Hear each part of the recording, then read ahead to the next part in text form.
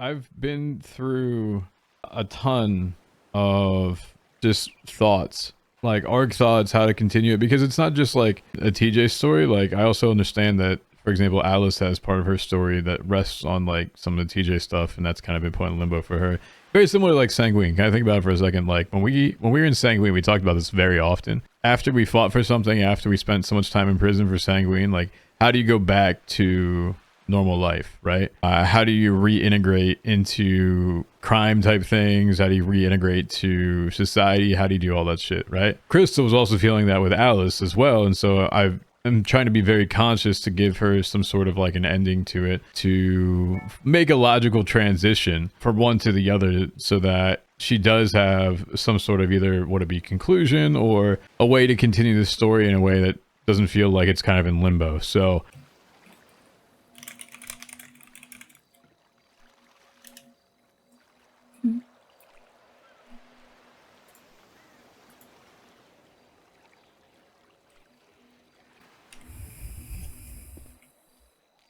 Hey.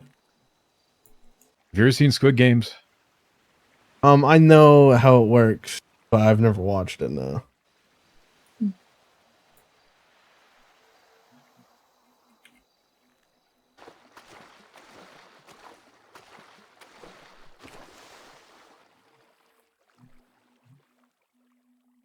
But do you, have you seen John Wick?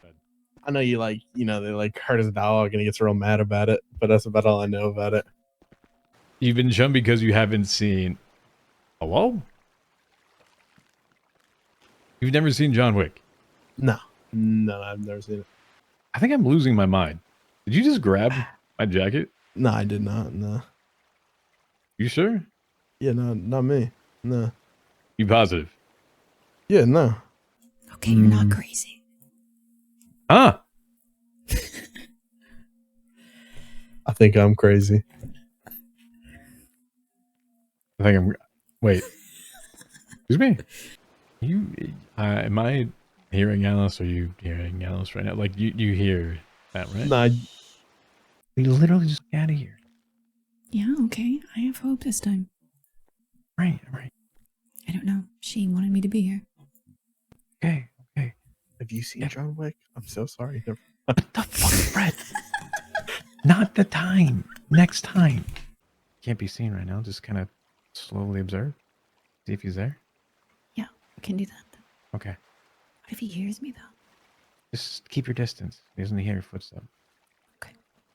I can hear her If not, footsteps. I mean, I can own it, you know? Really? You took the opportunity at that time to ask about John Wick? Are you actually... Fred. I'm so sorry. Fred. Oh, there's someone there. Oh, there's someone there. Going in. Am I staying here? Yeah, well, look. Yeah, it's here. This is bullshit. Okay. Did Fred just say this is bullshit? He's got two invisible people next to him and he can't go invis. Brought you back down here, huh? I wanted to have a cigarette by the fire. I hope you don't mind. I'd have made a few things out of the fire and metal and, you know, a reminder of being here. Might be some flakes in the side of the bowl still, but you can see I also let Fred out. Hope you don't mind. I do not.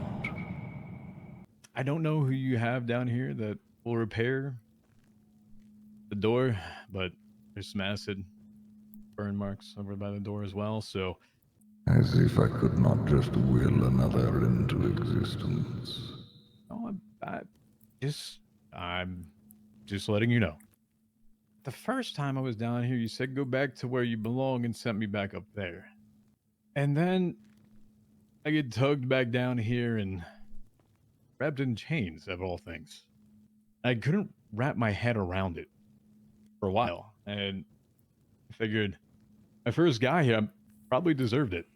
Everything that happened, and dying and going up there, haunting and talking to people and being defiant. Who I am, isn't it? And fighting. There probably was a reason for it, right?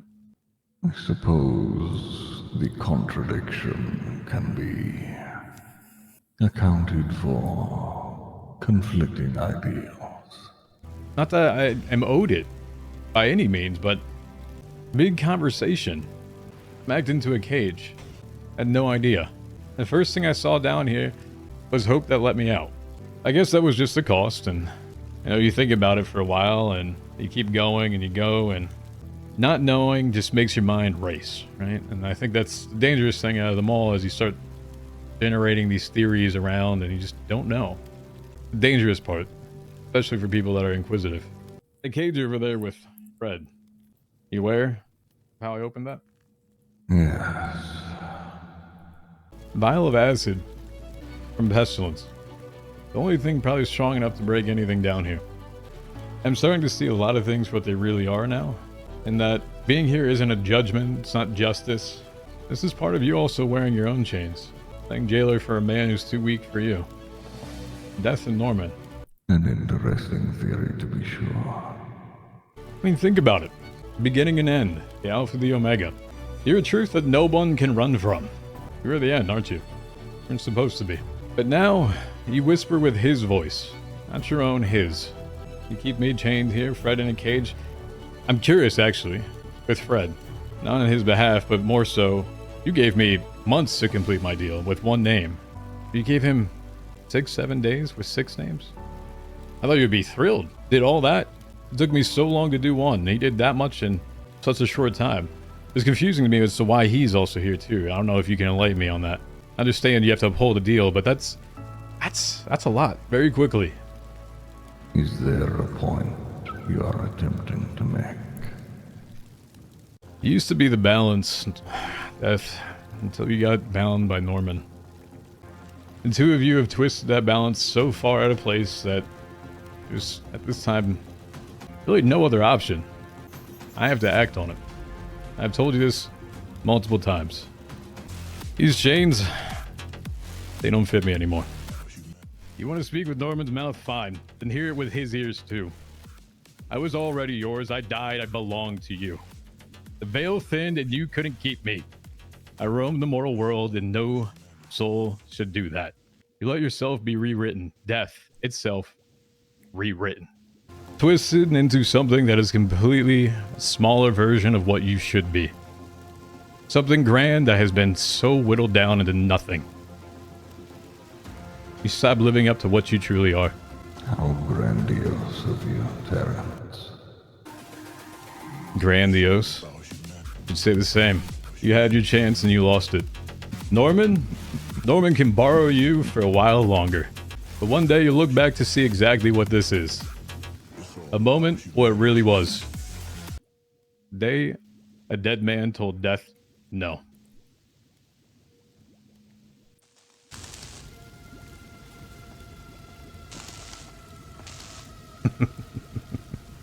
Goodbye, Norman.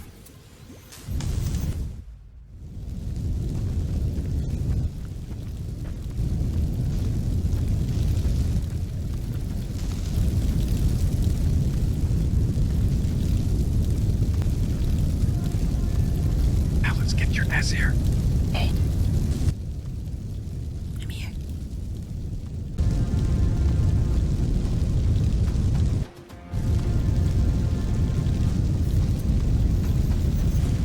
DJ?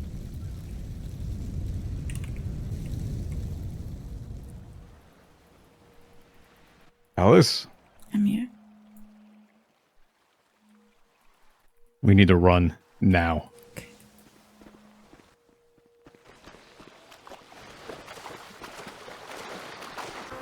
Just leave. I need to be nowhere near there. Do you think so, Norman? Seen John Wick? He's not gonna like that. He seemed... Amused. Yeah. What even was that? Another pathetic attempt by Terrence to run away from what he cannot. Why'd you come down here for a cigarette? Contemplating. We go someplace that's not by water. Yeah. I don't think I should probably be seen either, so... Contemplating what? What will happen after I'm gone? What do you think happens when you're gone? Think somebody else takes your place? Or do you think death is everywhere? Not a single, being, if you would. I know what happens when I am gone. The contemplation comes from what everybody else will try to do. I can help hide you. I mean, I imagine he's going to be furious if he does figure out I was there. So this is... When you say everybody else, are you talking about, mortal people, or are you talking about more the others, I guess siblings you could call them if you wanted to? Both. I cannot, by any means, underscore what you have just done for me. And I am eternally thankful for that. Everyone else would have sat there and said, this is crazy, why would you do this? There's no reason in any part of the world that you should ever mess with the dead or potentially ever care at this point. And out of everyone, you stayed by it. I think I need you just as much as... Well, maybe not just as much as you needed me then, but pretty close. I want you to look into the fire, Fred. When you see it, do you see something that is living, breathing, thinking? Not really. Theoretically, you'd have to feed a fire, and a fire could die. So, I mean, in a way, you could see it as living, but I see it more as just something burning. That is what we are meant to be. Something that exists because something else occurred. Nothing more, nothing less. And yet here we are. We are something different. He is something different. And he hates it. He wishes to be rid of that feeling. That is why he hates me. He always says how what you're doing is not correct. It's not your job. It's not what death should be doing. But when I look at him, he's very human for somebody who says he's not. He does the exact same things you do, making people sick and then bringing in only a certain number of cures to see people squirm and try to figure out who they want to give it to. I think he's the same thing you are, if you're wrong. Exactly. Yes! If he's the same thing, why does he want you gone so bad? When I and Isaac were children, these things that we are now took a particular interest in us. I cannot explain the reasoning behind it. Maybe it was just curiosity.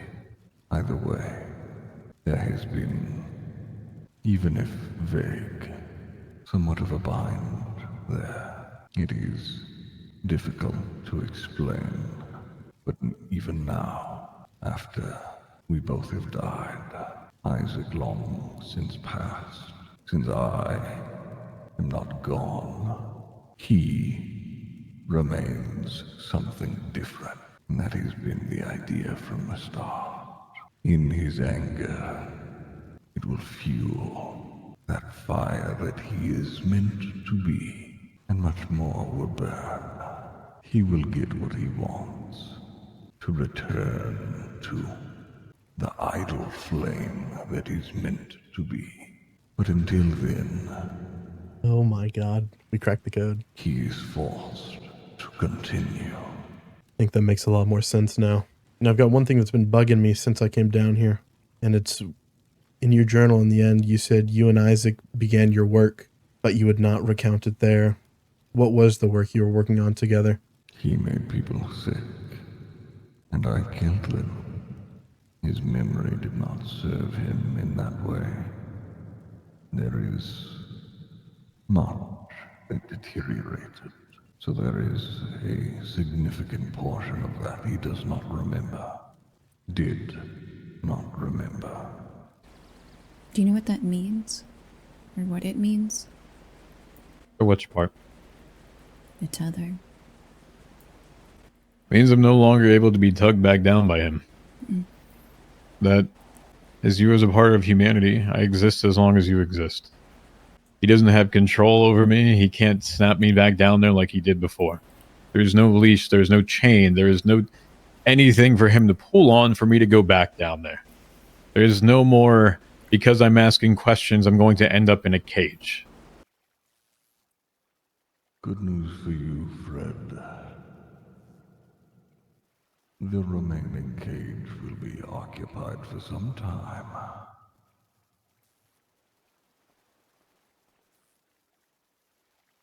What?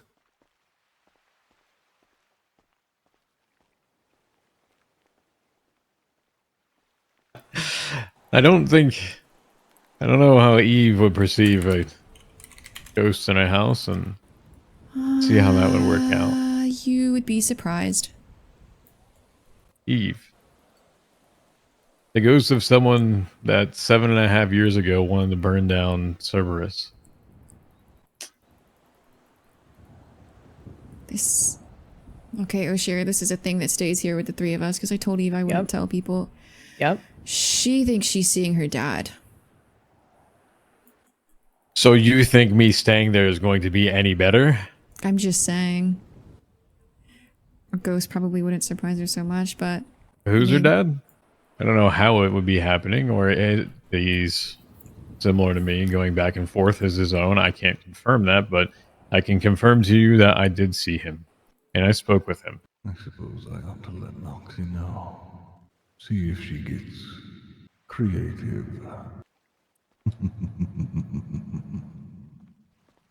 No hope. No. Oh, we're trapped in the cage now.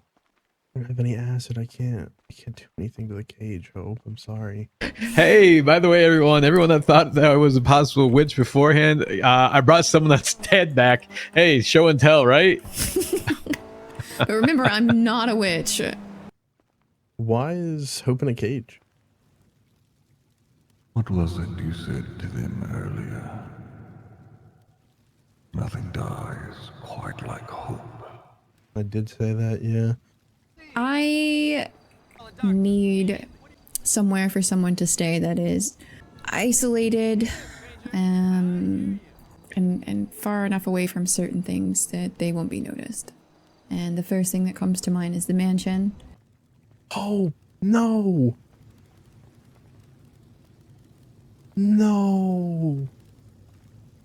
What happened? She's here. Who is? The other one. Oh, Noxee? I mean, the mansion works. I have to speak to Fifi. Otherwise, I have a bar, and I have a house up in Polito that I share with Barry. No, the house in Polito won't work. What does Noxee hate Hope, or why? Like, I get it, they're the balance, but why do they hate each other if they're just balancing? You mistake duty for hatred. I knew I'd get you eventually. I wonder if anyone tries what they've tried this particular moment. Will it work? What does that even mean? Be safe, like they think they have been for so long. Who's safe? What do you mean by that? Those who think it wise to be where they should not. Oh, it's Alice. The Oh, living among the dead. oh, The dead among the living. Do you have any final questions, Fred? I don't think so. When will the fire stop, I guess? When she feels like it. Fair enough. Oh, you sound like a serial killer, isn't it? You don't share with anyone else, Shang?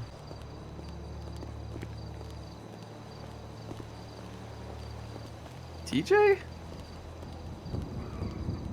Yeah, I don't think Fifi's gonna mind. Hello, Shang. Hey, you real? What did I always tell you? As real as you want me to be. Or I'd heard that you were, like, locked up. They had to try and break you free. Why do you think she's asking you now? I hope you'll be okay. People need you, Hope. Not me, I'm stuck down here forever, but hopefully not forever, but people up there need you. Come on, Noxee. Isn't it enough? Isn't it enough? The cage is enough. Why the fire, Noxee? Man, I wish there's more I could do, Hope. I really do. So you guys gotta hide in a house? The other option is obviously Polito, which has them next door. Oh, you can stay in the family mansion. I should call Fifi here. Oi. I don't know what's going on, Hope, but I hope it's helping you. Oh, this is so cool. Come on, Hope, you got this. You got it, Hope. Come on. Beginning of February, I think, is this one actually came into fruition. There's a bunch of meta-guarded conversations that existed between characters, and you probably won't understand if it isn't explained to you why, for example, Alice had to be there. So as things have progressed, we knew it was inevitable that TJ ended up back down there. It was a matter of time. It just so happened to be that when it did happen, it was mid-conversation with Pestilence and Alice, and it was 31 days ago.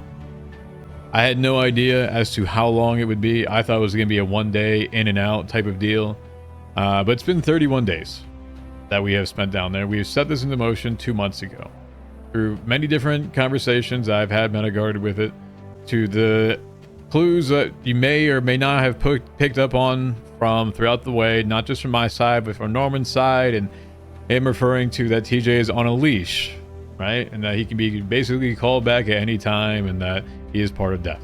Anyway, as we continued this, we viewed it as, how do we set this up in a way where he's no longer by death, but is something else in terms of how do you get him out there so he's not controllable by the horsemen. So we cooked this up for a while. Honestly, I didn't even know if it was even going to happen because we tried to set this up so many times and just nothing really ever happened. So it finally happens. The original time that Alice came down, that was like her going in and out of Purgatory, or blinking out is what you would call it, was to acclimate her to Purgatory for this to happen. Hope was bringing her down there to acclimate her to the environment, to train her what it is like to be invisible, what it is like to be in Purgatory, to experience the things around Purgatory, to know what the layout is. There was a purpose of bringing her down there continually. So as she got acclimated towards it, it was more or less to build towards that. And so the one time that she was down there, that she went to the island by herself, that was not planned. We didn't say, hey, go to the island, we're going to bring you down there. She just went to the island and got sucked in. And so we said, okay, all right, fine. No big deal. But you know what? This could actually be better for RP, because if we did it stealthily, or if someone else was there or not there, whatever it was, now there's actually something that is a target and it gives us something to do. It has actually back and forth where they can go after us, we can go after them. The idea was, with her being invisible and everything else, we train her to do that, and eventually we work up to getting to the ring side to that, right? That is part of the end goal with this. Part of that requires Norman to be around, though, too. So it was good to see him around, good to see him into RP, and I appreciate him sticking around for it. But these were small steps in order to get to somewhat of a larger goal. This is just a step in a goal. This isn't the ultimate goal. This is not like the end by any means.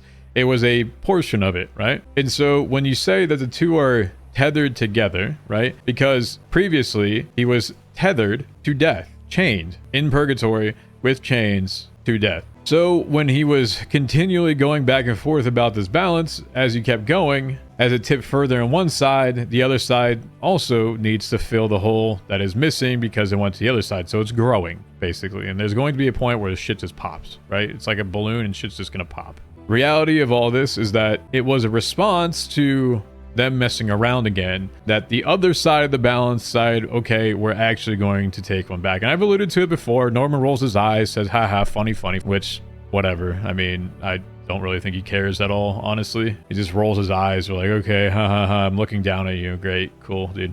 So we do that as a portion to fill that back up, right? To get to the other side in equality, to the yin and the yang. But that is the purpose as to how those things started developing. So it's been a plot line for, like I said, roughly about 2 months. We spent 31 days in Purgatory with this. We had no idea what was truly going to happen, if it even was going to happen.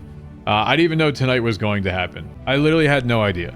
We were supposed to do this a few other nights, and so I just got a DM as I was sitting in Purgatory. I was on Purgatory for like 2 hours thinking of other shit that I could continue this arc, so that I was allowing Alice to have her arc as well, and also to continue it so that she felt like she had something continuing to go. So I was thinking, like, it's not just me. I don't care like what happens to TJ. He already died per se. I wanted to ensure that she had a way forward as a character that has given a lot to his story, and to not get anything back or anything out of it would be a miss. And so I want her to also have something with this. And so that's why we decided, okay, and this wasn't like Crystal and I, this was Z and I going back and forth as to how do we involve her, how do we keep her involved, how do we keep the story going. So that's as to why. If he decides, as in Norman decides to go after people, if he decides that he wants to be back around, a way that we can RP this together, that something happens to her, something happens to TJ, it's just more for story aspects to it. We're gonna obviously try to do a few things. We have some thoughts with it, how it goes. I don't know, we haven't really fully fleshed things out. Not that I need to start planning things, but there's a lot of lore type things that need to happen, and when you're in GTA, you just need to establish a lore as to what those are, and then you build that lore. Like 2 months ago, establishing this lore, so it eventually built to a point. So those things have to cultivate, and if it doesn't work out, it doesn't work out. It's like Edgar and the Feathers. If it doesn't work out, it doesn't work out, and that's just how things go. You put it as a start point, and if it goes different ways, it goes different ways. So that is kind of how we view things, and as we continue to go through this, it is to provide to other people with this. It's to provide the back and the forth, right? It's not just that we're taking this, we want to give opportunities to other people with it. We want to give the opportunity for the Horseman side to it if they want to do something. We want to give opportunity to Norman's side if he wants to do anything. This is all about the give and the take backwards. And so, you know, like I said, I've been literally sitting in Purgatory for 31 days, and I have been online majority of those days, truthfully. Very similar to what I spent in Sanguine. I wanted to make sure that Fred had someone there for him. I want to make sure that when Edgar showed up, someone was there for him. I think it's great that TJ is out of here. Like, he's part ghost, part not. I think it's cool. I'm actually very happy he's gone. That sounds horrible. It sounds like I wanted him to leave. Listen, I'm very thankful for Doc, because I'm gonna be so for real. I would not have woken up in that cage one time if it wasn't for him. If he wasn't over there, I would have woken up maybe twice in that entire week and a half. But because of him, I woke up almost every day when I was in the cage. And I took like 4 days off or something after some crazy shit. But it was like a week straight of waking up in a 1x1 cage. And that was because of Doc was here. Because if he wasn't here, I mean, I did that one of the days I did that without him. I was like, bro, I'm cooked. I can't even, what am I supposed to do? I'm supposed to sit here and do nothing. I spent a lot of time sitting in Purgatory, more than you probably could ever hope to imagine to understand. Like, there is hundreds of hours I've spent there off stream just in case someone popped up.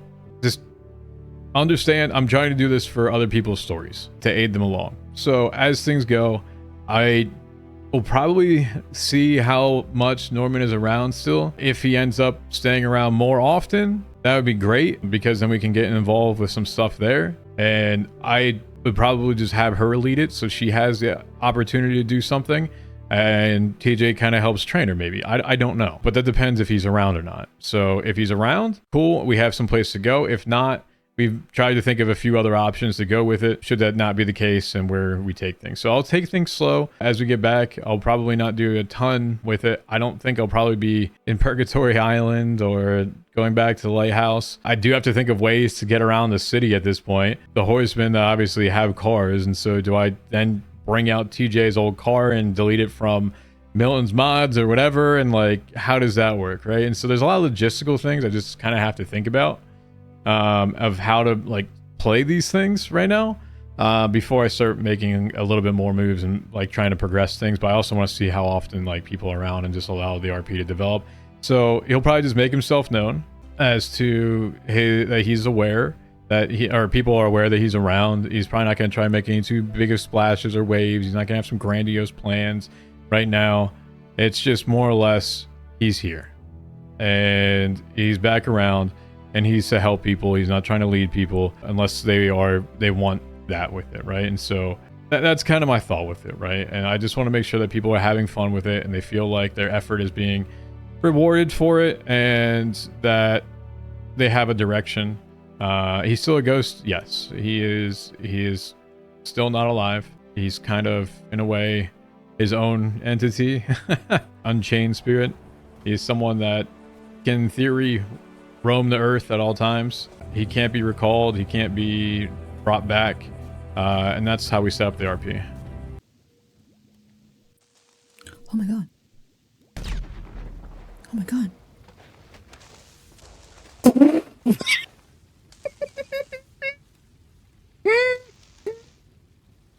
Isaac, you seen John Wick?